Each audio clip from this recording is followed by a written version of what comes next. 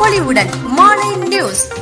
தமிழ்நாடு வணிகர் சங்கங்களின் பேரவைத் தலைவர் வெள்ளையன் மரணமடைந்த நிலையில் முக்கிய தலைவர்கள் அஞ்சலி செலுத்தினார்கள். தமிழ்நாடு வணிகர் சங்கங்களின் பேரவைத் தலைவர் வெள்ளையன் அவர்கள் நேற்று எம்ஜிஎம் தனியார் மருத்துவமனையில் உடல்நலக்குறைவால் சிகிச்சை பலனின்றி உயிரிழந்தார். அவரது உடல் நேற்று மாலை சுமார் 9 மணி அளவில் அவரது இல்லம் அமைந்துள்ள பெரம்பூர் நெல்வாயில் பகுதிக்கு எடுத்து வரப்பட்டு அங்கு முக்கிய தலைவர் மற்றும் பொதுமக்கள் அஞ்சலிக்காக வைக்கப்பட்டிருந்த நிலையில் அதன்பின் பெரம்பூர் பாரதி ரோடு பகுதியில் உள்ள அவரது அலுவலகத்தின் முன்பு அவரது உடலுக்கு மக்கள் அஞ்சலி செலுத்தும் விதமாக வைக்கப்பட்டு இருந்தது. இந்நிலையில் இன்று மாலை 4 மணி அளவில் அவரது உடலானது அவரது சொந்த ஊர் அமைந்துள்ள திருச்செந்தூர் பகுதிக்கு வாகனம் மூலம் ஊர்வலமாக எடுத்துச் செல்லப்பட்டது.